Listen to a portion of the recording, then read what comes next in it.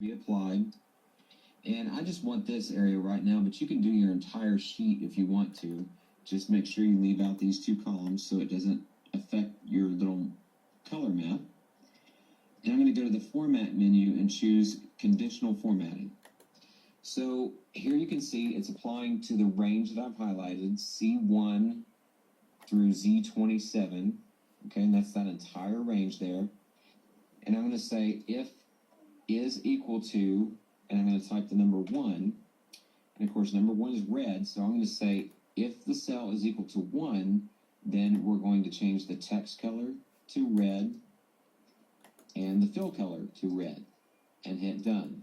And so that applies that rule. And so now, anywhere that we type a 1 and hit enter, it will automatically fill that with red, and it will change the number 1 that's in that cell to a red font so that it matches the fill color. So we'll do this one more time, and I'll go ahead and add a new rule for number 2, and I'll say if is equal to 2, make the text color orange and the fill color orange, and hit done. And so we're just going to go on down the line, adding these conditional formats using these fill colors, and when we're finished, we will have a set of rules such as these. As you can see here for this page, I've gone ahead and I've made the value. If the value is equal to each number, it will fill and change the text color to that color. And so now, anytime I type a number over here on the grid, it will automatically use the color associated with it. Now, what can you use this for? If we're in an elementary classroom, this is a great tool to give kids something a little bit different to do that incorporates both art and computers. You could use this in an art class.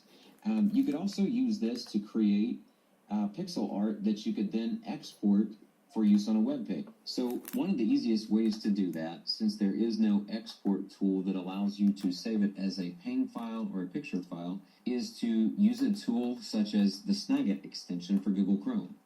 So here I have Snagit up here on my toolbar, and I'm going to capture a region, and I'm just going to draw a box around my little piece of pixel art, and click the snapshot tool, and it will save that as an image file that I can use later.